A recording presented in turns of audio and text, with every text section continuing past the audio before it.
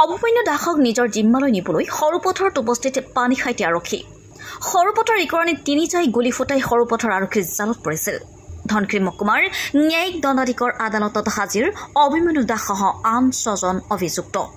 ধনশিৰি মহকুমাৰ ন্যায়িক দণ্ডাধীশৰ আদালতত হাজিৰ অভিমন্যু দাসসহ আন 6 অভিযুক্ত। দুদিনৰ বাবে সৰুপথৰ আৰক্ষীয়ে নিজৰ জিম্মাত লৈছিল 6 অভিযুক্তক। পুনৰ জনাইছো অভিমন্যু দাসক নিজৰ জিম্মালৈ নিবলৈ সৰুপথৰত উপস্থিত হ'ল পানীখাইটি আৰক্ষী। সৰুপথৰ ইকৰণে তিনিটাই গুলী ফুটাই সৰুপথৰ আৰক্ষীৰ জালত পৰিছিল। ধনশিৰি মহকুমাৰ ন্যায়িক দণ্ডাধীশৰ আদালতত হাজিৰ অভিমন্যু দাসসহ আন 6 অভিযুক্ত। ধনশিৰি মহকুমাৰ ন্যায়িক দণ্ডাধীশৰ আদালতত হাজিৰ অভিমন্যু দাসসহ আন 6 অভিযুক্ত। দুদিনৰ বাবে সৰুপথৰ আৰক্ষীয়ে নিজৰ জিম্মাত লৈছিল 6 অভিযুক্তক।